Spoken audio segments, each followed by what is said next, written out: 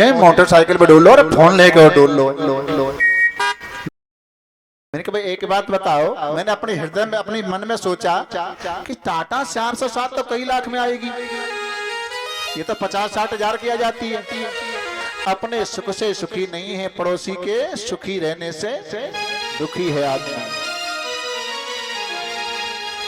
आज महाराज पृथ्वी के अहंकार को दूर किया कि देवी पृथ्वी ये मेरा परम धाम, धाम कहते जिसमें कोई निवास करता हूं, वृंदावन धाम। और आपका एक सुंदर कांड की शुरुआत में एक श्लोक आता है हनुमान जी के बारे में, अतुलित बल धाम। हनुमान जी अतुल बल के धाम है। तो हनुमान जी कहता है धाम ही तो है लेकिन बल हमारा नहीं, बल हमारा नहीं। किसी कमरे में अगर 1 किलो सोना रखा हो तो वो सोना कमरे का नहीं है, कमरे के मालिक का है। इसलिए हनुमान जी कहते हैं हाँ अतुलित बल के धाम तो है पर बल हमारा नहीं है, बल हमारा नहीं है। अतुलित बल अतुलित रघुराई। और इस बल को जाना किसने, ये बात आगे बताऊंगा, यहाँ की बात नहीं है, आगे बताऊंगा। पृथ्वी का अहंकार मिटाया देवी पृथ्वी, प्रलय में भी मेरे वृंदावन धाम का विनाश नहीं होता है। भगवान ने पृथ्वी को स्थापित किया। अब मनु महाराज ने समय आने पर 5 संतान पैदा करते हैं। प्रियव्रत उत्तानपाद नाम के 2 पुत्र और आकुति देवहूति प्रसूति नाम की 3 कन्या। आकुति नाम की जो कन्या है वो रुचि प्रजापति के लिए ब्याही गई है, जहाँ पर यज्ञ भगवान का प्राकट्य होता है। प्रसूति नाम की जो कन्या है वो दक्ष प्रजापति के लिए ब्याही गई है, जहाँ पर आद्या शक्ति सती का प्रादुर्भाव होता है और सती का विवाह शंकर भगवान के साथ होता है। अच्छा, सती की राशि कौन सी है? कुंभ। रामचरितमानस में ऐसे 4 पात्र हैं जो एक ही राशि वाले हैं। सती की राशि कुंभ, सीता की राशि कुंभ, शबरी की राशि कुंभ और शूर्पणखा की राशि कुंभ। चारों की राशि कुंभ, चारों पात्रों की राशि कुंभ है। और 3 दिनों तक तुम्हें कथा सुनाई है, जव की राशि कुंभ है।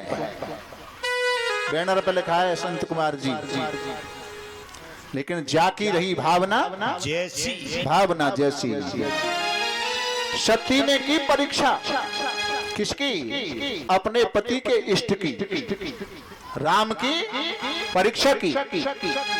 सती ने की परीक्षा, सीता को ही इच्छा काय की? सोने के हिरण की। शबरी ने की प्रतीक्षा, काय की? राम की। शबरी के गुरु थे मतंग ऋषि, और मतंग ऋषि ने शबरी को केवल एक मंत्र दिया, क्या? शबरी तेरे आश्रम पर राम आएंगे, मंत्र जाप मम दृढ़ विश्वास। शबरी को विश्वास हो गया, मेरे गुरुदेव ने कहा है तो राम आएंगे, और विश्वास कर किया तो एक दिन शबरी के आश्रम पर राम आए। मतंग, मतंग का अर्थ क्या है? हाथी। मतंग माने हाथी। गांव और शहर में यही अंतर है। गांव और शहर में यही अंतर है कि गांव में तो हाथी को गणेश की संज्ञा देते हैं और शहरों में हाथी को हाथी की संज्ञा देते हैं। गांव में और शहर में यही अंतर है। शहरों में भिखारी को भिखारी मानते हैं और देहात में भिखारी को भी संत मानते हैं। कोई संत है?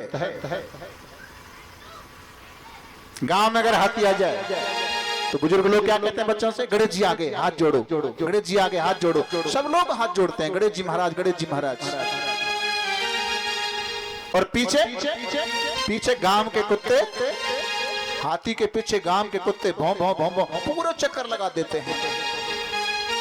अब ऐसे गुरुदेव यानी गणेश जी महाराज, हाथी से कोई ये पूछता है कि स्तुति जो आपकी हो रही है, हाथ जोड़ रहे हैं, वहां भी आप नहीं रुक रहे, और जो भौं भौं करके चिल्ला रहे हैं उन्हें तुम कोई जवाब नहीं दे रहे। तो यही ऐसे ही गुरु होने चाहिए कि प्रशंसा करने वालों के पास नहीं ठहरे और बुराई करने वालों को मुड़ करके जवाब नहीं दे। वही मतंग ऋषि है। भौं भौं करनी करते हैं। अब हमारे और तुम्हारे यहाँ के प्राइम मिनिस्टर वगैरह हमारे भी जाते हैं और दूसरे भी यहाँ भारत में आते हैं। इसी प्रकार एक इंग्लैंड का डॉग कुत्ता और एयरपोर्ट पर उतरा, भारत के यहाँ आने के लिए, भारत में आने के लिए एयरपोर्ट पर उतरा। तो भारतीय कुत्तों को लगा कि हमारे यहाँ विदेशी कुत्ता आ रहा है तो उसका स्वागत करिए। महाराज एयरपोर्ट पर पहुंच के कुत्ता उतरा तो क्या कोई इधर से पैर सूंघ रहा है, कोई इधर से पैर सूंघ रहा है। बड़ा स्वागत किया। अब इंडिया के भारत के कुत्तों ने इंग्लैंड के कुत्ते से पूछा कि भाई तुम्हारे वहाँ कोई असुविधा है जिसके लिए यहाँ आप आए हो? बोले ना तो खाने पीने की असुविधा, ना रहन सहन की, ना नहाने धोने की, बड़ी असुविधा है, लेकिन मैं यहाँ क्यों आया हूँ? उस कुत्ते ने कहा, इंग्लैंड के कुत्ते ने कहा कि यहाँ क्यों आया हूँ? बोले भारत में भौंकने की सुविधा ज्यादा है, भौंकने पे कोई रोक टोक नहीं है, रोक टोक नहीं है, भौंकते रहो। मतंग ऋषि मुड़ के देखते भी नहीं। निंदा अस्तुति उभय सम, निंदा यानी बुराई और प्रशंसा उनके लिए दोनों बराबर हैं, करते रहो। सबरी ने की प्रतीक्षा, राम जी आए और शूर्पणखा को हुई उपेक्षा। सती ने परीक्षा की तो अपने पिता के दक्ष के यहाँ जाकर के यज्ञ कुंड में जल करके भस्म होना पड़ा। सीता जी को इच्छा हुई तो रावण के द्वारा सीता जी का हरण हो गया। राम जी आए सबरी के यहाँ क्योंकि प्रतीक्षा की है, और शूर्पणखा को उपेक्षा होती है तो लक्ष्मण के द्वारा राम जी ने उसके नाक कान कटवा ली। और यहाँ पर देवहूति, तीन कन्या ना, आकुति, प्रसूति और देवहूति। देवहूति नाम की कन्या के हैं, उनकी शादी किनके साथ होती है? किनके साथ? करदम के साथ। करदम जी ब्रह्मा जी की छाया से प्रकट होते हैं। ऐसा करो मेरे अंदाते 4-4 आंगुर खिसको, इधर खिसको। परीक्षित के जोड़ा को छोड़ के बाकी आप खिसको, इधर पीछे जगह नहीं है बहन बेटियों के लिए। खिसके आओ ना, बैठा लो, कहा है गो खिसको।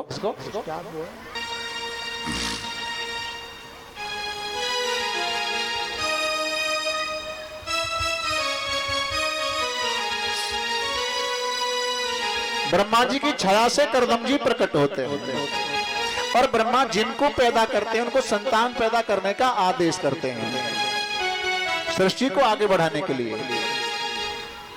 लेकिन करदम जी कहते हैं महाराज अगर मैंने आपका कहना मान लिया, शादी कर ली, तो 2-4 माला आपके नाम की जपता हूं, उनका भी जपना छूट जाएगा। ब्रह्मा जी ने कहा एक बात बताओ, ये भगवान का भजन माला जपना किससे होता है? बोले मन के द्वारा। मैं कब कहता हूं कि तुम मन को संसार में रखो? मन को परमात्मा को दो और शरीर को संसारियों को दो। हो गया भजन। चौपाई लिखते हैं, कर से कर्म करो विज्ञाना, मन राखो जहाँ कृपाल धाम। चलते फिरते सोते जागते उठते बैठते भगवान के भजन के लिए बहन बेटी मैयाओं, पिता पुत्र भैयाओं का नियम और तारीख की आवश्यकता। जब तुम्हें समय मिले उसी समय आप नाम जप कर सकते हो। दिना नाम नियमो नास्ति सर्वदा श्रवणम व्रतम। अच्छे काम के लिए, भगवान के भजन के लिए किसी नियम और तारीख की आवश्यकता ही नहीं है, चाहे जब कर सकते हो। ब्रह्मा जी कहता लाला वैराग्य की बात तो बहुत करते हैं, लेकिन वैराग्य पर चलना बड़ा मुश्किल है, बड़ा मुश्किल है। बात करना तो अलग है, और मैंने बताया कि ना वैराग्य लिया जाता है ना वैराग्य दिया जाता है। वैराग्य तो अपने अंदर से हुआ करता है, और उसी संत का जीवन सार्थक है जिसने पहले गृहस्थ की कटुता को देख लिया हो। गृहस्थ की परेशानी को देखकर अगर संत होता है तो फिर वापस होने की संभावना नहीं रहती है, नहीं है। और अगर गृहस्थ की जानकारी नहीं हुई और महात्मा बन गए तो फिर तो फिर बिगड़ा हुआ आता है। महाराज करदम जी 10,000 वर्ष तपस्या करते हैं, नारायण भगवान वरदान देने के लिए आते हैं, लेकिन इससे पहले करदम के मन में क्या भाव आया? क्या अरे भैया, दुनिया के लोग तो शादी करके कैसे कैसे आनंद ले रहे हैं और हम तो बिना शादी के वैसे रह गए फक्कड़। शादी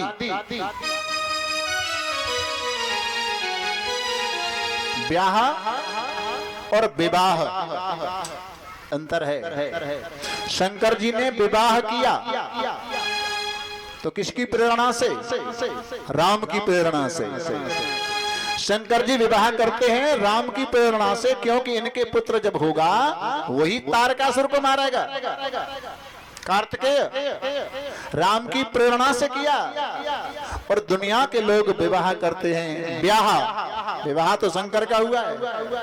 हमारा तुम्हारा तो ब्याह होता है, ब्याह शौक में ब्याह है। और फिर आ गए 2-4 बार घर में और हैगी लड़ाई, फिर होते आह। इसलिए ब्याह मत करो, विवाह करो। काम की प्रेरणा से करोगे तो आह, और राम की प्रेरणा से करोगे तो विवाह। ये होना चाहिए। आज भगवान वरदान देने आते हैं, ब्रह्म ब्रोही चाहो से वरदान मांगो, लेकिन क्या देख के सुनाया? अरे महाराज, आपके दर्शन हो गए और मुझे कुछ पाने की इच्छा नहीं है। भगवान नारायण कहते अच्छा, मन मन भाव और मूड हलावे, अंदर कुछ और है और ऊपर कुछ और है। अंदर तो शादी की इच्छा है, ऊपर से दर्शन की बात करते हो। जाओ, मैं तुम्हें वरदान देता हूँ, आज से तीसरे दिन मनु शत्रुपा अपनी बेटी देवहूति को लेकर तुम्हारे यहाँ आएंगे। एक बार कहें तो ही ब्याह कर लियो, मत कहूं शर्त लगाने का, मतलब एंड का लंगे। आज तो ब्याह शर्तें होता है ना, इतना लगाए बे हो तो कर, नहीं तो जा, शर्त मत लगाना। करदम जी अपनी कुटिया पर आते हैं और समय अनुसार मनु शत्रुपा अपनी बेटी देवहूति को लेकर करदम के आश्रम पर आए। करदम जी समझ गए मुझे वरदान मिला था, आज वही समय आ गया है। लेकिन मैं ये जानना चाहता हूँ कि इनकी बेटी मनु शत्रुपा की बेटी देवहूति मेरे योग्य पत्नी है कि नहीं, लायक है कि नहीं। पहले केवल बेटी देख रहे हैं, इनकी बेटी मेरे योग्य है कि नहीं। तो परीक्षा ली। क्या? करदम जी ने 3 आसन डाले, एक आसन मनु के लिए, एक शत्रुपा के लिए और एक होने वाली पत्नी देवहूति के लिए। देवहूति विदुषी हैं, समझ गई, चतुर हैं, ये मेरी परीक्षा है। भविष्य में यही संत मेरे पति बनेंगे। इन्होंने आसन बिछाया है तो पतिव्रता बहन बेटी को चाहिए पति के बिछाए आसन पर नहीं बैठे। देवहूति ने क्या किया? आसन पर हाथ रख लिए, जमीन पर बैठ गई। ना तो आसन का अपमान होने दिया और ना अपना पतिव्रत धर्म नष्ट होने दिया। यानी धर्म भी बच गया और आसन का अपमान भी नहीं होने दिया। इनको कहते हैं पत्नी। दुर्गा सप्तशती, दुर्गा सप्तशती के द्वारा जो हवन होता है मैया का, उसमें एक मंत्र आता है। पत्नी कहते किसे हैं? पत्नी मनोरणाम देही मनोव्रतान सारणी तारणी दुर्ग संसार सागर से कुलो भवान। पत्नी नाम उनका है जो अपने पति को संसार सागर से पार करके ले जाए। मनोरणाम, पति के मन के भाव को जान करके कार्य करे, वो श्रेष्ठ नंबर की पत्नी है। पति सुबह जगने के बाद जल की इच्छा करते हैं तो 1-2 दिन मांगे, फिर अपने आप ही रात्रि को जब जल का लोटा भर के ढक करके रख दे, पति जागेंगे, जल मांगते हैं तो अपने आप ही लेंगे। यह पति सेवा करने वाली बहन बेटी। और दूसरी श्रेणी, पति जल मांगे तब लाके दे। और तीसरी श्रेणी बता दूं क्या? समझ गई? बता दूं? जगने के बाद में पति जो कहे कि 1 लोटा पानी को दियो तो क्या करिए? तू अपना ठाड़ा बजा रहा हो, टूट गएगा, प्याज दूंगी वाला वाटर, ये जैसे ही मुंडा में दर्द है रो। और ऐसी बहन बेटी मंदिर छोड़े न, 84 छोड़े न, है गो उद्धार है कल्याण है गो। पति रेव सर्वस्व पत्नी गुरु स्त्रीणाम। बहन बेटियों के लिए पति ही उसका गुरु है, पति ही उसका भगवान है।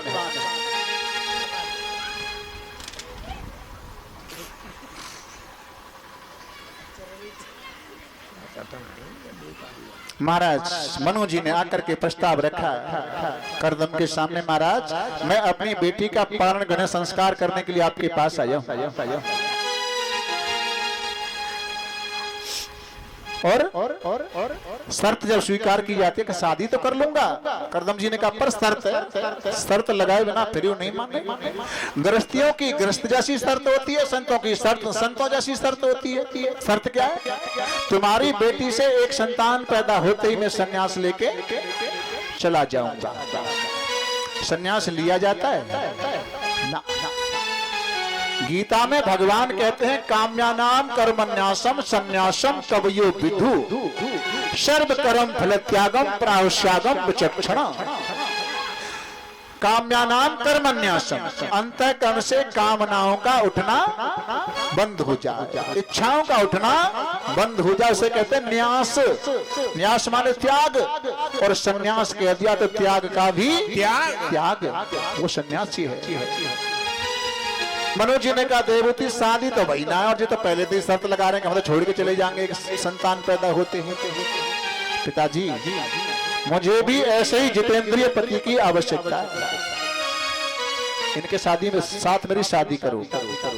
और करदम के का अर्थ क्या है? करदम गीता में आती है खट संपत्ति, सम दम उपरति तितिक्षा श्रद्धा समाधान। करदम का अर्थ बता रहे हूं। सम्माने मन का निग्रह करना, मन को संयम में रखना। क्यों? मन इंद्रियाणि अधितिष्ठति।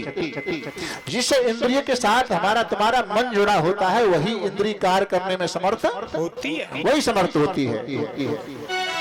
सम और दम, दम माने बाक आदि इंद्रियों का दमन करना, वाणी पर संयम करना। उपरति उपमाने सामने, रति माने प्रेम से, प्रभु इच्छा से जो कुछ भी अपने पास है उसमें संतुष्ट रहना। तितिक्षा शीत उष्ण द्वंद्वों को सहने की योग्यता, अर्थात सादा भाषा में सहनशीलता। हम कहो तो 24 घंटा कछु कहवा करे और कोई हमसे कुछ नहीं कहता, सुन रहा है क्योंकि उसमें सुनने की सामर्थ्य है। और किसी ने हमसे एक बात कह दी, हाँ माय डियर ब्लड प्रेशर 240 से पार करेगो।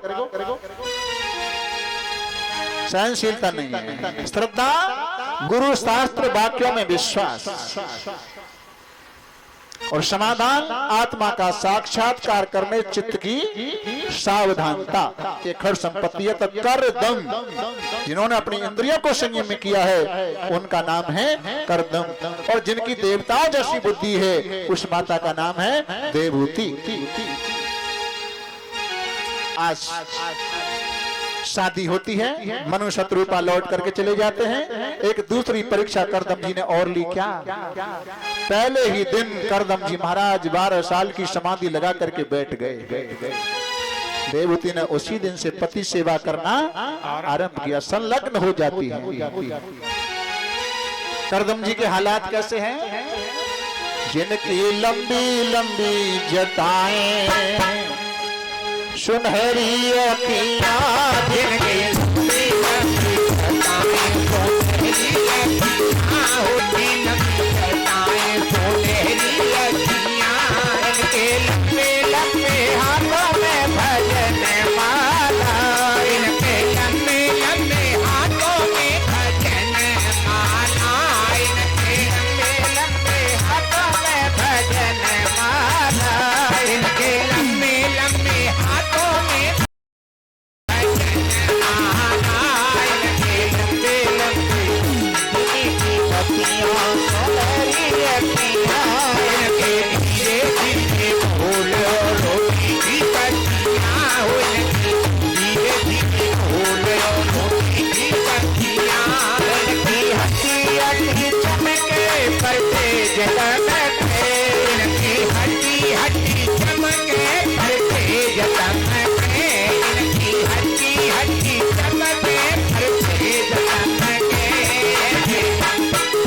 ब्रह्मनिष्ठ संतों की होगी गतियाँ, ऐसे ब्रह्मनिष्ठ संतों की होगी गतियाँ, ऐसे ब्रह्मनिष्ठ संतों की होगी गतियाँ, लंबी लंबी घटाएं तो मेरी अखियाँ, लंबी लंबी घटाएं तो मेरी अखियाँ। पावन बिहारी लाल की जय।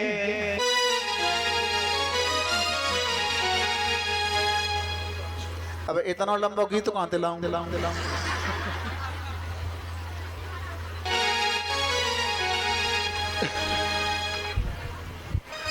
उसी दिन से देवहूति ने पति सेवा 12 साल तक की। दूसरी परीक्षा है। और जो नए नए वाला कथा सुनने का है, ये कहूँ ऐसा मत करियो कि व्यास जी कह रहे कि घर में ब्याह करके लामे तो पहले दिन आंख बंद करके बैठ जाए, और तुम पहले दिन आंख बंद करके बैठ गए ना, तो देवहूति की तरह थोड़ी सेवा है रही है। बताइयो कहते कि I am going to father's home, बैठा रहे मैं चलिए अपने पापा के यहाँ। 12 साल के बाद में करदम जी जागे और देखा, देवहूति तुम हाँ भूल गए। 12 साल पहले मेरे माता पिता आपका पाणिग्रहण संस्कार करके आपके साथ मुझे छोड़ के गए, वही मैं आपके चरणों की सेविका हूँ महाराज। करदम जी कहते हैं तुष्टो अहम अद्य करुणानभिमानिताया सुस्त्रया परमया पर्या च भक्तया। मैं तुम्हारी सेवा से बड़ा प्रसन्न हूँ, बरम बरो इच्छा वरदान मांगो। देवहूति ने कहा आप जैसे जितेंद्रिय पति मिल गए और मुझे कुछ पाने की इच्छा नहीं है। आज करदम जी ने अपनी तपस्या को दांव पर लगाया और एक विमान तैयार किया, और विमान ऐसा है जहां जिसमें बैठकर जाने की इच्छा होती है, विमान वहीं पर लेकर जाता है, जिसका नाम क्या है? स्वेच्छाचारी विमान। स्व इच्छा बैठ जाओ, इच्छा करो वहीं चल जाएगा। और उस विमान में बैठ करके दोनों करदम और देवहूति भूमंडल की परिक्रमा करते हैं। क्षेत्रफल 49.5 करोड़ योजन का है। इतने समय में परिक्रमा करके लौट के आए कि देवहूति के गर्भ से 9 कन्या पैदा हो गई। 9 कन्या पैदा हो गई। करदम जी ने कहा देवहूति अब मैं तो संन्यास लेके चला। देवहूति ने नहीं कहा होगा, और अगर इच्छा हो भी गई हो, प्राणनाथ मैंने आपसे पुत्र के लिए कहा था, पुत्र नहीं हुआ है, ये 9 कन्या है। वो 9 कन्या साधारण कन्या नहीं है। यहां मैं एक बात विशेष करके कहता हूं, जिस किसी के बेटा होता है, रिश्तेदार भी गिफ्ट बांटना शुरू कर देते हैं। हमारी रिश्तेदारी में बेटा पैदा हुआ है, खुशियां मनाते हैं। और बेटी पैदा हो जाए तो रिश्तेदार के चलिए कि मोहल्ले के चूल्हे बंद। महंगाई है महाराज, कहाँ से ब्याह करेंगे, डिग्री आई गई, फलानो है गो। लेकिन जिस घर में कन्या होती है ना, उसमें 3 चीज होती हैं। क्या? शक्ति, लक्ष्मी और खुशियां। विचार करके देखना बेटा, जब बाप जब बेटी की शादी करता है ना, दोपहरी तिपहरी रात दिन भागता फिरता है, पता नहीं शक्ति कहां से आती है। लक्ष्मी बेटी की शादी के लिए चाहे जहां से पता नहीं कहां से आता आ जाता है। और जब बेटी घर से विदा होती है तो खुशियां भी उसके साथ ही चली जाती है। शक्ति लेकर के जाती है, लक्ष्मी बन करके जाती है, और खुशियां लेकर के जाती है ना। लेकिन मेरा एक भाव ये और है,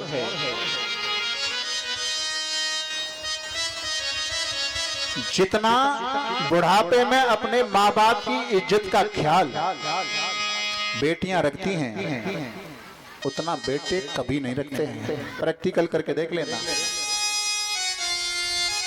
पिताजी ने 4 बेटे 1 बेटी, सबको पढ़ाया लिखाया, नौकरी सर्विस वाला बना दिया, और पिताजी का आया बुढ़ापा।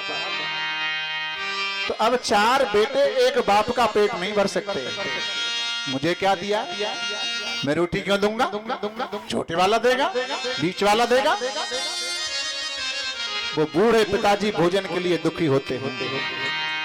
और जब उनकी बेटी, एक बेटी अपने ससुराल से मायके में आती है, बाप के पास बैठ जाती है, फिर बाप से पूछती है, पिताजी सब कुशल है ना? कुशल सुनाते पूछते ही बाप की आंखें फूट पड़ती हैं। बेटी कुशल? तेरे भाई मुझे भोजन के लिए तरसाते हैं। वो बेटी भी रोना शुरू कर देती है, पिताजी वैसे मैं रहने के लिए आई थी यहाँ, लेकिन अगर तुम्हारी हालत ये है, ससुराल में मेरी घर में चलती नहीं है, लेकिन एक काम करो, तुम मेरे संग चलो, सुबह मेरी ससुराल को चलो, मेरे घर वाले मुझे 2 रोटी देंगे, एक मैं खा लूंगी, एक तुम खा लेना। ये बाप के प्रति बेटी का भाव हुआ करता है। प्रैक्टिकल करके देखना भाई। अगर बेटा से 1 गिलास पानी की कहो तो ला नहीं सकता, बेटी दौड़ी दौड़ी जाएगी, फिर भी पानी लेकर के आती है। हिरण्याकश्यप जैसा बाप न हुआ न होगा, जो अपने पुत्र प्रहलाद को मारने के लिए बड़े बड़े प्रयास किए। अगर ऐसा कोई पत्थर दिल का बाप हो सकता है कि बेटा के मरने पर मौत हो जाए और उसकी आंख में आंसू नहीं आए, तो कोई बड़ी बात नहीं है। लेकिन जादना, ऐसे बाप की बेटी शादी होकर ससुराल को पालकी में बैठकर जाती है,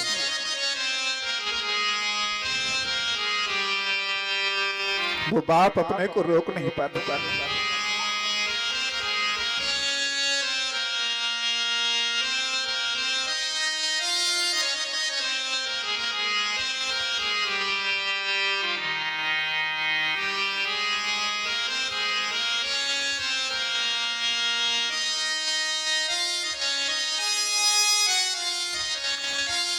और एक सदस्य और रोता है, जब तक बहन की शादी नहीं होती तब तक भाई बहन में झगड़ा ही रहता है। और जादना, वो लिपट करके बहन भाई से रोती है, वो भाई घर के कोने में बैठ करके रोता है, गलती मेरी थी, बहन की गलती नहीं, मैं वैसे ही झगड़ता रहा उससे आज तक। अब उसका घर ये पराया हो गया है, और शादी होने के बाद में बाप का घर बेटी के लिए पराया हो जाता है। माता पिता रहते हैं तब तक तो उसकी उम्मीदें बनी रहती हैं,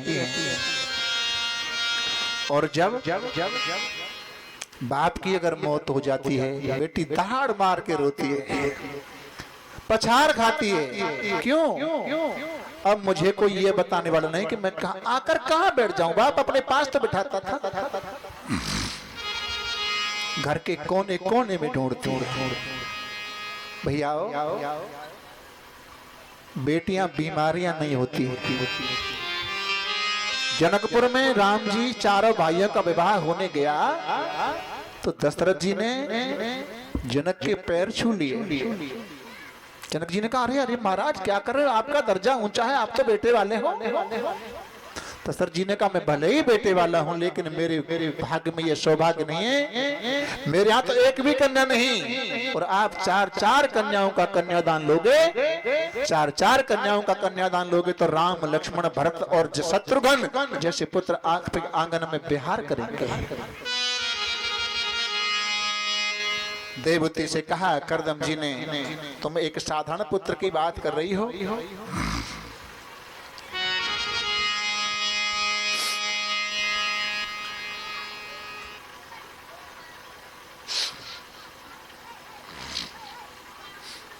मेरा आशीर्वाद है, आपके साक्षात कोख में साक्षात नारायण भगवान को आना पड़ेगा।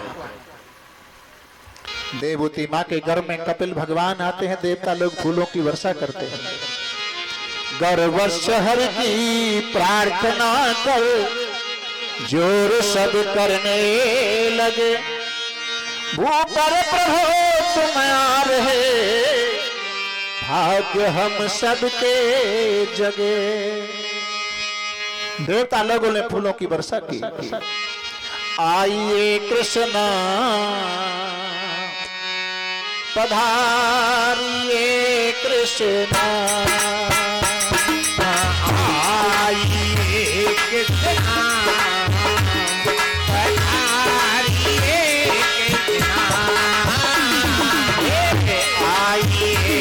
कृष्णा पधारिए कृष्णा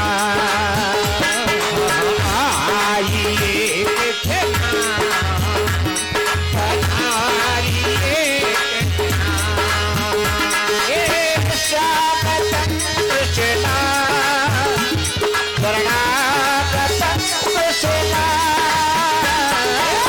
स्वागतम कृष्णा शरणागतम कृष्णा आइए कृष्णा पधारिए कृष्णा आइए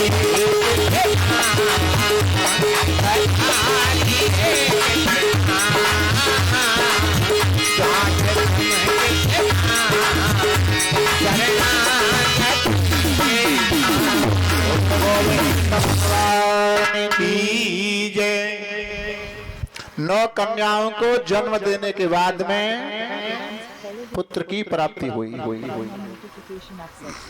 ये नौ कन्या क्या है? ये नौ कन्या है नवदा भक्ति, और जिनकी नवदा भक्ति परिपूर्ण हो जाती है, कपिल का अर्थ है ज्ञान, उनको फिर ज्ञान अपने आप ही हो जाता है। उन नौ कन्याओं की शादी नौ महात्माओं के साथ की जाती है। नौ कन्या कौन कौन? कला, अनुसुईया। नौ कन्याओं की शादी नौ संतों के साथ। अब आप कहेंगे क्या महात्मा भी शादी करते हैं? अरे भक्ति की शादी महात्माओं के ही साथ होती है। आज धीरे धीरे कपिल भगवान का प्रादुर्भाव जैसे हुआ, बड़े होने को आए, तो यहाँ पर मैया का भाव है, मैं पुत्र भाव नहीं बनाती, तो मेरा भाव तो गुरु भाव है। ज्ञान अगर जहाँ मिलता है तो वहां पर रिश्ते काम नहीं करते। मैं आपको अपनी एक बात बता रहा हूं। मेरी ननिहाल सादाबाद क्षेत्र में बड़ी मनस्या ताऊजी रोड पर है, आज भी मौजूद है। मेरे शरीर की रिश्ते में नानी लगती है, मौजूद है आज भी। 88-90 साल की उम्र है, और 2004 में हमसे मंत्र लिया था देवते से। ठीक नहीं, शरीरों के रिश्ते होते हैं, मंत्र का ज्ञान का किसी से कोई संबंध नहीं होता। कहीं से भी आप ले सकते हो, लेकिन सदगुरु का अर्थ ये होता है कि जिसके ऊपर एक बार में ही विश्वास हो जाए। सदगुरु विश्वास करके मान लिया, गुरु भाव है। आज मैया गुरु भाव मान करके एक छोटा सा आसन बनाती है पुत्र के ऊपर बैठाने, उनको ऊपर बैठाने के लिए। भगवान कहते हैं कपिल भगवान, ये उल्टी गंगा क्यों बह रही है? अरे पुत्र को चाहिए माँ की सेवा करना, लेकिन ये माँ तो मेरी सेवा करने में लगी है। ठीक ना, पुत्र भाव नहीं, गुरु भाव। 9 बहनें बुला ली गईं, गोल बना करके बैठ गए बड़े ऊंचे आसन पर। कपिल भगवान सामने देवहूति माँ प्रश्न किया, क्या महाराज मेरा पहला एक प्रश्न है। प्रत्येक इंद्रिय मुझे अपनी ओर खींचती है। कान कहते हैं सुंदर सुनो, रसना कहती है सुंदर भोजन करो, त्वचा कहती है सुंदर स्पर्श करो, आंख कहती है सुंदर दर्शन करो। भगवान कहते हैं माँ सुंदर सुनना, सुंदर देखना, सुंदर भोजन करना कोई बुरी बात नहीं है, लेकिन इन सब के साथ साथ भगवान का पुत्र लगना चाहिए। सुंदर देखना है तो सिया राम मैं सब जग जानी। सामने अगर कोई सुंदर पुरुष है तो उसे राम देखो, उसे कृष्ण देखो, मन विकारी नहीं हो सकता। सामने अगर कोई सुंदर बहन बेटी है तो उसे सीता या राधा के रूप में देखो, मन विकृत नहीं हो सकता। सुंदर भोजन करना है तो पहले भगवान का भोग प्रसाद बनाओ, उसी भोजन को। जिस घर में भोजन बन रहा है तो जिन घरों में भोग लगता है भगवान का, ठाकुर जी का भोग लगता है, फिर वो भोजन नहीं, वो प्रसाद बनता है। और बिना भगवान को भोग लगाए जो लोग भोजन करते हैं, गीता में भगवान कहते हैं भुंजन्ते दुघम पापम यह पंचत्यात्म कारणात्, वो लोग भोजन नहीं करते, भगवान को भोग नहीं लगाते तो भोजन करते हैं, भोजन नहीं है तो वो क्या है, वो उनके पाप हैं, उन पापों का भक्षण करते हैं। सुंदर देखना, सुंदर सुनना, सुंदर सुनना है तो ठाकुर जी के गुणानुवाद, लेकिन ऐसे ऐसे भजन चल गए हैं, उनका भाव दूसरा, लेकिन तुम दूसरा निकालो ना। अभी हमारा ये मोबाइल चल रहा है, ये बालक चला रहा है, बॉम्बे से कथा सुनी जा रही है, बॉम्बे। 2 कथा मेरी वहां हुई है। मैं वहां गया कथा करने के लिए, तो एक बालक जहां हम रुकते थे, उस बालक से कहा कि गुरुजी जो फिल्मी गाने होते हैं उनका भाव परिवर्तन कर देते हैं। तो वह बालक ने कही, इसका नाम था सुमित, गुरुजी आप हर गाने का भाव परिवर्तन कर देते हो? मन की जहां तक होगा वहां तक तो कर ही देते हैं, लेकिन तू बता तेरा क्या है? बोले मेरा गाना है कि तू प्यार है किसी और का, तुझे चाहता कोई और है, इसका भाव परिवर्तन कर दो। है? इस शरीर को सब कहते हैं ये मेरा है, ये मेरा है। बेटा का ये शरीर बाप है, माँ का शरीर ये बेटा है, पत्नी का ये शरीर पति है। सब अपना अपना कहते हैं कि ये मेरा है, ये मेरा है। लेकिन ईश्वर अंश जीव अविनाशी चेतन अमल सहज सुख राशि, ये परमात्मा का अंश है। और इस परमात्मा के अंश को दुनिया वाले ये कहते हैं ये मेरा है, ये मेरा है। तू प्यार है किसी और का, तू ईश्वर का अंश है और तुझे चाहता कोई और, दुनिया वाले कहते हैं ये मेरा है, ये मेरा है। ये भाव परिवर्तन करो। एक बार कोई बूढ़ी मैया, अब तो टीवी का ज्यादा शौक चल रहा है ना, टीवी ही मोबाइल पर ही आ रही है। एक घर में छोरी 12, 13, 14 साल की, और बार बार रिमोट से वापस करके टीवी को एक ही गाना सुने। क्या? परदेश जाके परदेसिया भूल न जाना पिया। पिया। अब लोग क्या कहेंगे, ये क्या जानती है पिया क्या होता है, परदेश क्या होता है? लेकिन भाव परिवर्तन, परदेश जाके परदेसिया, जीवात्मा के लिए संसार ही परदेश है, और भेजने वाला वहां से भेज रहा है, अपने देश से भेज रहा है, दुनिया में भेज रहा है अपने इस अंश को, और इससे कह रहा है कि तू अपने दूसरे देश में जा रहा है, वहां जाने के बाद तू इस पिया को मत भूल जाना, मत भूल जाना, ठाकुर जी को मत भूल जाना। परदेश ही तो संसार है, इसको मत भूल जाना। दूसरा प्रश्न क्या है? हमारे क्षेत्र में सत्संग होते हैं ना, महीने की 31 दिन का महीना हो, फिर भी कोई तारीख बिना सत्संग के खाली। हर पर एक जगह, एक तारीख में 2-2, 4-4 जगह सत्संग लगते हैं, और वहां चरम सीमा पर लास्ट में सत्संग पहुंचता है आत्मा की मुक्ति, शरीर की मुक्ति। अब एक बात बताओ, मुक्ति होती किसकी है? काय की होती है? मुक्ति जाकी होती है जाको बंधन होतो है। सही है। और जिसका बंधन नहीं है उसकी मुक्ति कैसे? तो शरीर की मुक्ति होती है, तो शरीर तो नाशवान है, चिता में जल करके राख हो जाता है। और आत्मा किसी के बंधन में नहीं है, वो नित्य मुक्त है। फिर मुक्ति किसकी? जिसका बंधन। गीता में एक श्लोक बताया, मन एव मनुष्य कारणं बंध मोक्षे वंधाय विषयासक्तं मुक्तै निर्विषयं मनः। मन एव मनुष्याणाम, मन एव मन ही मनुष्याणाम षष्ठी विभक्ति है, मनुष्यों के बंधन मुक्ति का कारण है। संसार में आसक्त मन का, विषयों में जो आसक्त है उसका बंधन है, और विषयों से जिसकी आसक्ति हट चुकी है उसी की ही मुक्ति है। ताले की एक चाबी होती है, और ताले में चाबी डाल करके आपने चाबी को सीधा घुमाया तो ताला खुलेगा, और उसी चाबी को तुमने उल्टा घुमा दिया तो ताला दोबारा से लग जाएगा, बंद हो जाएगा। इसी प्रकार इस मनरूपी चाबी को सीधा घुमाने का अर्थ है तुमने परमात्मा के चरणों की तरफ लगा दिया तो आपका बंधन खुल जाएगा, मुक्त हो जाओगे। और इसी मनरूपी चाबी को दोबारा संसार की तरफ मोड़ दिया, घुमा दिया तो दोबारा से बंधन हो जाएगा, बंधन हो जाएगा। और भैया मुक्ति मरने के बाद होती नहीं नहीं, जीते जी मुक्ति है। आज देवभूति मैया का वंश आगे नहीं चलता है।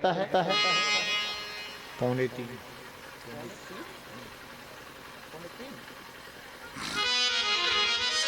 गोविंद भगवान की जय, जय जय श्री राधे श्याम। सत्संग जहां होता है, यहाँ भी परिवार में ही देवभूति का और कपिल जी का सत्संग ही हो रहा है, प्रश्न उत्तर हो रहा है। और सत्संग की अगर अर्थ पूछ लो जाए तो बोले सत्संग का अर्थ क्या, सीधा सा है, सत को संग, सत संग, लेकिन ये अर्थ नहीं है इसका। सत के दो सूत्र हैं। सत का अर्थ है असंगो अयम पुरुषः, सत का संग हो ही नहीं सकता। सत असंगत्वात्, सत तो असंग है, उसका साथ हो ही नहीं सकता। तो सत्संग कैसे हो गया? और संग माने आसक्ति की ओर है। प्रथम भगत संतन कर संगा, संग माने आसक्ति, यानी ऐसी आसक्ति हो जाए। परमात्मा में आसक्ति ही मोह छूटने का कारण है। संतों में अगर आसक्ति हो जाए, परमात्मा में आसक्ति हो जाए, तो संसार के मोह का बंधन छूट जाएगा। और वही आसक्ति संसार में हो जाए, दोबारा बंधन हो सकता है। तो सत्संग ऊंचे आसन पे, कुर्सी पे, तख्त पे बैठ के करें, प्रवचन करें, वही तो सत्संग ना कहते ही। सत्संग तो बातें कहता है कि भले ही घर में बैठ के अच्छे विचार अपने परिवारी जनों को दिए जाएं। अच्छे विचार विमर्श करने की एक गोष्ठी का नाम है सत्संग। वो सत्संग है। हम सत्संग में जाते हैं और सत्संग में पार्टी पर जाते हैं। पार्टी आज जाके ऊपर ऐसा बोलना है कि सत्संग में जाके ही ना का है जी, क्या है ये अहंकार। और जहाँ अहंकार ने घर बना लिया है ना, वहाँ ज्ञान तो प्रवेश हो ही नहीं सकता। अहंकार है। अच्छा तुम्हें एक बात और बताऊं, बिना पढ़े लिखे हूँ, ध्यान रखिए ना, भूल कर दी अगर कोई गलती हो जाए तो। सत्संग चलता है और पहले 10-5 साल पहले हमने भी देखा था, एक साइकिल का खेल होता। गांव साइकिल का खेल, साइकिल वाला साइकिल चलाता रहता। और फिर 7वें दिन उसकी साइकिल बंद होती तो गांव के प्रधान वगैरह ऐसे बड़े बड़े प्रतिष्ठित लोग आते। कोई 500 दे रहा है, कोई 1000 दे रहा है, उसको पैसे खूब मिलते। ऐसे साइकिल का खेल हुआ करता। तो एक गांव में हमारी जैसी कथा बैठी, 3-4 दिन कथा चली, भीड़ बड़ी अच्छी आई, रोचकता में कथा में आई तो भीड़ बढ़ने लगी। अब चौथे दिन साइकिल वाले ने भाई गांव में खेल चालू कर दो, तो आधी भीड़ आई साइकिल के खेल में। अब व्यास जी ने लगी, बोले भाई भीड़ आज कम कैसे, कोई कारण? कथा करने के बाद शाम को पूछा, बोले भाई आज भीड़ कम कैसे? अरे बोले महाराज आज हमारे गांव में साइकिल का खेल चालू है, आधे गांव के वहां में रह गए। व्यास जी ने पता नहीं साइकिल का खेल हो तो कैसो है, तो न्यू बता जी साइकिल का खेल भैया हो तो कैसो है? बोले साइकिल वाला साइकिल चलामत रहे तो है। और 7 दिन पीछे गांव के बड़े बड़े प्रतिष्ठित लोग, प्रधान सरपंच वगैरह आते हैं, और कोई फूलन की माला पहना रहा, कोई नोटन की माला पहना रहा, कोई इतने पैसा दे रहा, कोई गज्जू कर रहा, और ये खेल होता है। व्यास जी बोले तो न्यू बताओ, मान 7 दिन साइकिल चलाई होगी वन। हाँ, तो फिर साइकिल चलामत वो पहुंच कहाँ गए होगो? कहाँ पहुंचे होगो? गांव के बोले जाइए मत पूछो, बोले कहाँ पहुंच को बता, बोले कहाँ? जहाँ ते चढ़े का वहीं उतरे। पैसा भी खूब कमाए, साइकिल खूब चलाई, लेकिन रहे वहीं के वहीं। क्यों? ज्ञान के अहंकार में। अगर किसी से कुछ पाना होता है तो झुकना पड़ता है, झुकते हैं। रामचरितमानस का एक दोहा है, वर्षा काल में प्रभु राम और लक्ष्मण प्रवर्षण पर्वत पर हैं, तो वहां एक दोहा देते हैं, लक्ष्मण देखहु मोर गन। लक्ष्मण जी को मोरों के झुंड, लक्ष्मण देखो मोर गन, नाचे बारित पेख। पेख माने देखना। आषाढ़ सावन के महीने में जब बादल आते हैं ना बरसने वाले और गर्जना होती है, उस गर्जना को सुनकर और उन बादलों को देखकर मोर नाचना शुरू कर देते हैं। लक्ष्मण देखो मोर गन, नाचे बारिद पेख, ग्रही बिरत रत हरस जस, विष्णु भगत कह देख। जैसे काले काले बादलों को देख करके मोर नाचना शुरू कर देते हैं, उसी प्रकार सदग्रस्त में संतों को देख करके सदग्रस्ती भी नाचना शुरू कर देते हैं। क्यों? बादल आए हैं तो जल बरसेगा। श्याम घन, काले बादल, श्याम घन आए हैं तो जल बरसेगा। और उन बादलों को देख करके वो मोर उड़ता है, लेकिन पीछे के जो पंख है ना, वो पिछवाड़ा भारी होता है। उड़ता तो है लेकिन फिर जमीन पर आ जाता है। इसी प्रकार ग्रस्त में जो सदग्रस्त लोग हैं, संतों को देखकर, भक्तों को देखकर उड़ते तो हैं, लेकिन ग्रस्त का पिछवाड़ा भारी है, फिर वहीं पर आ जाते हैं। यानी यहाँ तो बादल आए हैं तो जल बरसेगा, श्याम घन आए हैं तो जल बरसेगा, और घनश्याम के भक्त संत आए हैं तो यहाँ कृपा का जल बरसेगा, कृपा का जल बरसेगा। भाई कर संतन से प्यार, हरि कर संतन से प्यार, अमृत बरसेगा। भाई कर संतन से प्यार,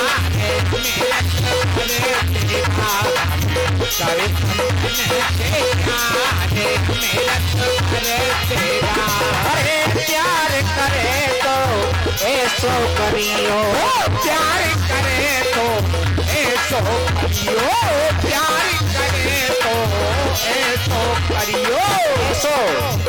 जैसे सोने पे करत सुनारे अमृत बरसेगा, जैसे सोने पे करत सुनारे अमृत बरसेगा। करे से पारे अमृत बरसेगा।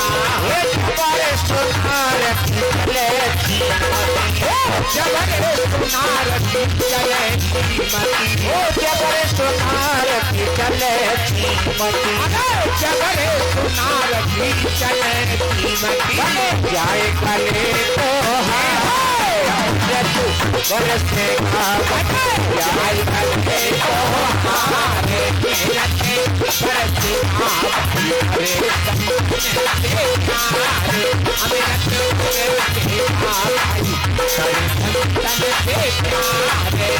बरसेगा।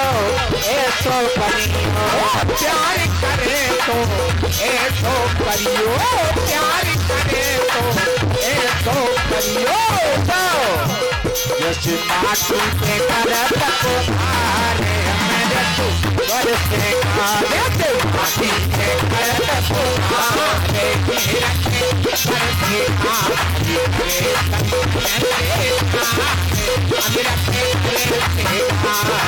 प्यार करे तो सतगुरु से करियो, प्यार करे तो सतगुरु से करियो, प्यार करे तो सतगुरु से करियो। जाए बेड़ा जाए बेड़ा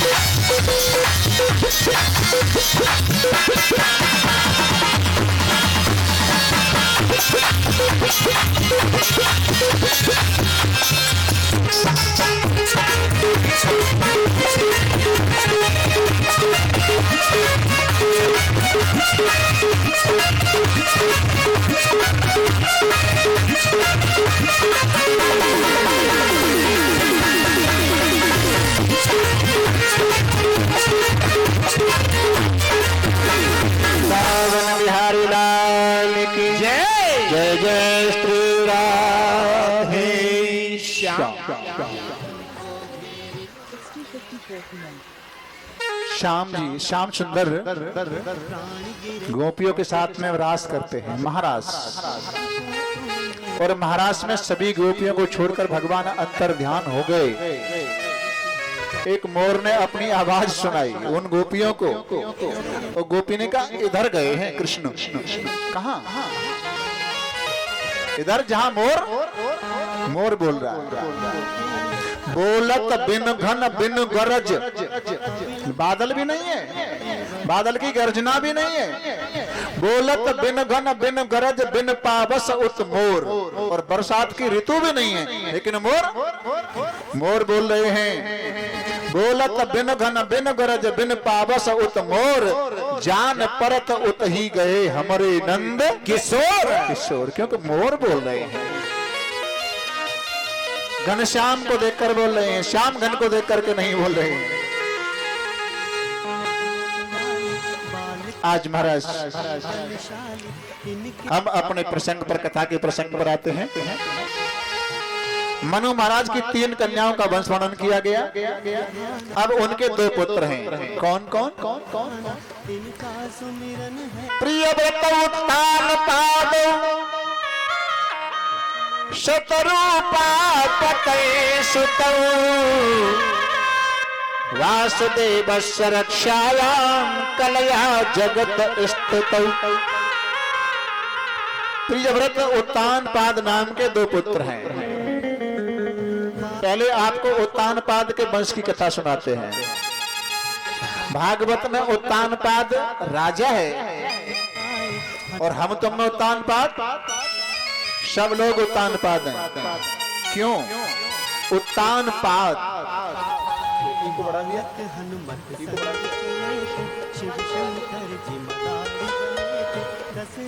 उत्तान माने ऊपर, पाद माने पैर। जिसके पैर ऊपर को होते हैं उसी जीव का नाम है उत्तान पाद। माँ के गर्भ के अंदर हर जीव के पैर ऊपर को ही होते हैं। 9 महीने जीव उल्टा लटका रहता है, और वो जीव माँ के गर्भ में भगवान को याद करता है, प्रभु तू इस नरक से मुझे पार कर, मैं संसार में जाकर तेरा भजन करूंगा। भगवान कहते हैं यहाँ तो सब वायदा करके जाते हैं, लेकिन सब अपनी कही हुई बात को भूल जाते हैं। जिस बात को मन में लेके आते हैं, अंत समय तक उस बात को मन में ही लेके चले जाते हैं, पूरी नहीं करते। मन में क्या लेके आए? भजन करेंगे। और भूमि में परतवा डाबर पानी जिम जीवई माया लिपटानी। संसार में आते ही माया ने जीव को जकड़ लिया, नहीं करने दिया भजन। तन वृद्ध भयो मन की तृष्णा, सब लोग कहे सन की। सुख मंजिल नाहे मिली कबहू, रही अंत समय मन में मन की। जो मन में लेके आए उसको मन में ही लेके चले जाते हैं। भगवान कहते हैं सब लोग दुनिया में कैसे हैं? बेईमान। क्यों? प्रैक्टिकल। ये मानव जीवन परमात्मा की दी हुई धरोहर है, और धरोहर वो चीज होती है, तुम किसी के यहाँ कुछ दिन के लिए कोई वस्तु रख दो, बिना पैसे के, बिना किसी आदान प्रदान करने के बाद, हमारी ये चीज रखी है, जब तक रखी रहे तब तक रखो, उसके बाद हम अपनी को ले जाएंगे। तो मानव जीवन धरोहर के रूप में दिया है, और जब इसका समय जाने का होता है तो महाराज गंगा जी सी बहते आंख नमेते, काहे को? संसार है छोड़ू कैसे? भगवान कह रहे मैंने तो बिना कारण के ये शरीर दयो है, अब मैं अपने रह तो दुख क्यों है भाई? कष्ट क्यों हो रहा है? या इसका जो फर्ज बताया उसको पूरा करता तो कोई बात नहीं। अगर कोई देवता तेरी जमानत ले तो मैं तुझे इस नरक से मुक्त कर दूंगा। नरक से मुक्त करो। सब देवता नाट गए। जल के देवता वरुण भगवान ने कहा कि मैं इसकी जमानत लेता हूं, ये तुम्हारा भजन करेगा। है? कैसे जमानत ली? भले ही चाहे कोई कितना भुंडो चो नहीं होए, कितना भुंडो होए, साल में होरी तिवारी कबू तो नाम है। और जैसे पहला लोटा चांद पे डारियो और जबरदस्ती भगवान को नाम होते निकलो का ना निकलता। तेरे सुनत जब कृपा निधि हवा चलाई, योन छोड़ बाहर भयो भूलो ज्ञान विवेक। भूल गया मैं क्या वादा करके आया, लेकिन बार बार एक ही हर कथा का चैप्टर, हर कथा का प्रसंग यही सुनाता है कि तुम अपने कल्याण के लिए दुनिया में आए हो तो कल्याण का रास्ता तो बना लो। उत्तानपाद की कथा कह रहा था, जिसके पैर ऊपर को होते हैं उसी जीव का नाम होता है उत्तानपाद। अब इसके दो रानी हैं, सुनीति और सुरुचि। सुनीति का अर्थ सुष्टु नीतिर्यस्य सह सुनीति, जो जीव शास्त्र की सुंदर नीति के अनुसार चलता है। आगे चल करके सुनीति के पुत्र का नाम होगा ध्रुव, और ध्रुव के अर्थ हैं तीन। ध्रुव नाम निश्चयात्मक बुद्धि को कहते हैं, ध्रुव अटल पद को कहते हैं, और ध्रुव बैकुंठ को कहते हैं। जो जीवात्मा सुंदर शास्त्र की नीति के अनुसार चलेगा उसको बैकुंठ की प्राप्ति होगी। विवाह हो चुका है सुनीति के साथ उत्तानपाद का, गर्भावस्था में है। रथ तैयार करके उत्तानपाद दूसरे राजा के यहाँ पहुंचे, वहां उनकी सुंदर कन्या सुरुचि को देखा, विवाह किया, गंधर्व विवाह किया, रथ में बिठाकर नगर में लेकर के आए, दरवाजे के सामने खड़े हुए। सुनीति को मालूम हुआ मेरे पतिदेव बाहर से आए हैं, आरती का थाल तैयार करके दरवाजे पर आई, और आरती का थाल हाथ में जब सुरुचि ने देखा, महाराज ये कौन? बोले मेरी बड़ी रानी सुनीति है। सुरुचि ने कहा जब तक तुम इसे घर से नहीं निकाल देते तब तक मैं रथ से नीचे उतरने वाली नहीं हूं। सुरुचि का अर्थ हुआ स्वस्य रुचिर्यस्य सा सुरुचि, खुद की मन की रुचि के अनुसार कार्य करना। रुचि के कहने से नीति को छोड़ दिया। गर्भावस्था में नीति सुनीति को जब घर से निकाला, जंगल में जाकर के संत महात्माओं की सेवा करती हैं सुनीति। समयानुसार बालक पैदा हुआ और बालक को गोद में लेकर के सुनीति संतों का सत्संग श्रवण करती हैं, संतों की सेवा करती हैं। यहाँ पर स्तुति कहती है मातरो प्रथम गुरु। सबसे पहले शिक्षा देने वाले बच्चों की गुरु होती है उसकी माँ। चाहे तो अपने बेटे को भक्त बना दे, माँ चाहे तो संत बना दे, और माँ चाहे तो छबराम बना दे। ये माँ का ही संस्कार होता है। जैसे संस्कार डालोगे बच्चों के अंदर वैसे ही संस्कार पड़ेंगे। आज महाराज जी बता रहे एक बालक का मुझे नाम नहीं है कि मैं महाराज जी इधर से पपरेला गांव पड़ता, पपरेला की तरफ से आ रहा था और नाले में का पानी ज्यादा हो, एक बालक गांव का मुझे दिखाई दे हो, तो मैंने कही लाला रुक रुकने को मैं बताइयो कि जा मैं रास्ता कहाँ है के। बालक मुट्ठी बांध के भाजो गांव में आके रुकियो, आए के महाराज जी ने फिर कही भाई तने वो रास्ता चो ना बतायो, कि मैं तो न्यो ना बतायो, अम्मा हमारी न्यो कह पड़ती के महात्मा पकड़ ले जानते हैं।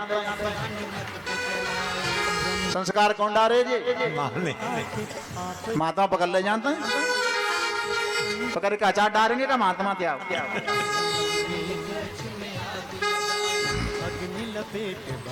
ऐसा संस्कार, ये संस्कार नहीं है। संतों से दूर नहीं रखना चाहिए, संतों के जैसे संस्कार करने चाहिए। काफी समय निकल गया, संतों ने कहा सुनीति से बेटी तुम परम ब्रूही चाहो वरदान मांगो।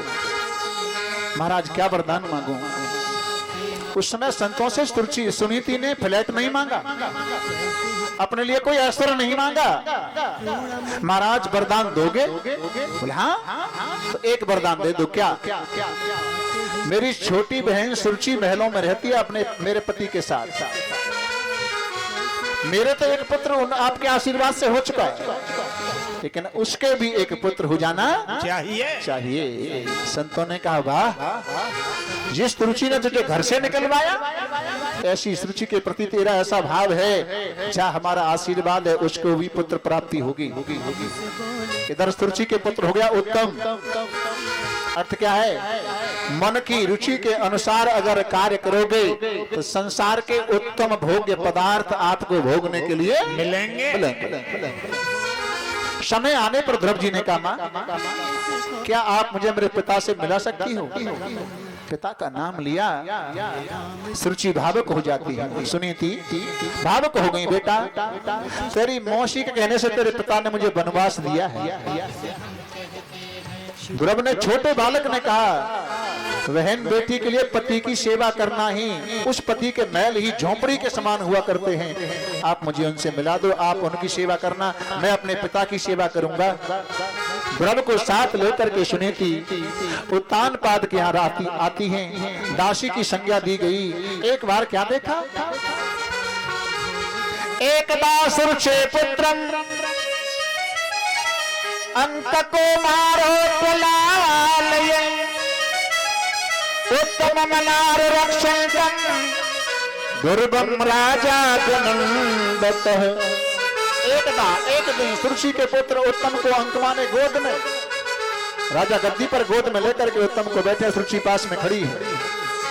ध्रुव को भाव आया, क्यों न आज मैं भी पिताजी की गोदी का आनंद लूं। और ध्रुव जी गद्दी की तरफ जब आ रहे, मेरे भाग वस्त्रोताओ, सुरुचि ने ध्रुव में फटकार लगाई, ऐ ध्रुव तू इस गद्दी पर बैठने का अधिकारी नहीं है। ध्रुव ने कहा क्यों? क्या ये मेरे पिताजी नहीं है? सुरुचि ने कहा ये तेरे पिताजी तो हैं, पर मैं तेरी माँ नहीं हूँ। मैं तेरी माँ नहीं हूँ। बालोशी बदनाथ मालूम मन्य स्त्री गर्भ संभृतम नूनम वेद भवान यस्ये दुर्लभे अर्थे मनोरथ। ये तेरे पिताजी है, लेकिन मैं तेरी मां नहीं। और गद्दी पर बैठने का अधिकारी इसलिए नहीं है कि तूने दूसरी मां की कोख से जन्म लिया है। छोटे से ध्रुव में फटकार लगाई। महाराज ध्रुव जी फपक फपक करके रोते हैं, लंबी लंबी श्वास लेते हैं, मानो किसी सर्प के ऊपर झंडे का प्रहार किया गया हो। रोते ध्रुव को सुनीति ने गोद में उठाया, बेटा क्यों रो रहे हो, क्या बात है? ध्रुव जी कहते हैं, माँ मुझे मौसी सुरुचि ने फटकार लगाई है। माँ मंगलम तात पुरेश मस्ता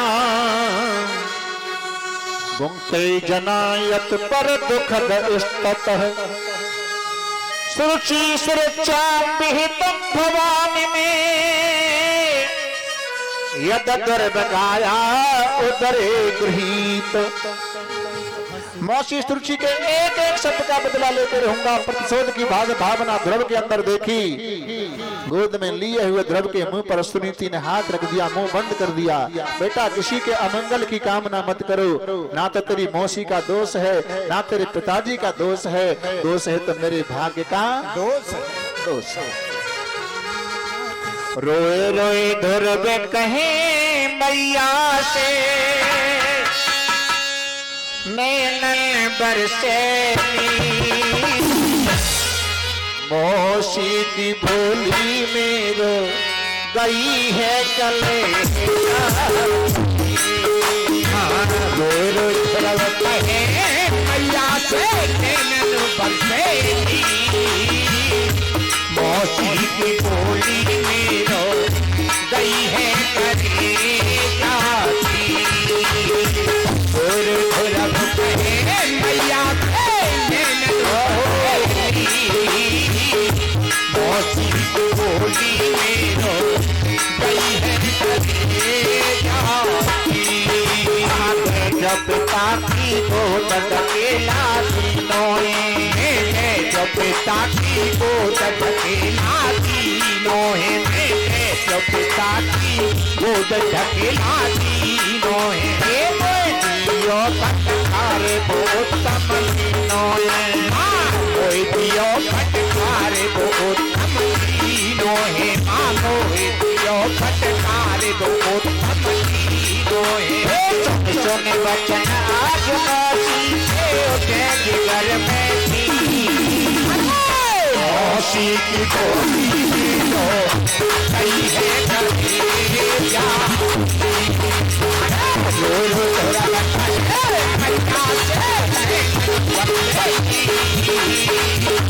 मौसी की गोदी तो सही है कलेजा।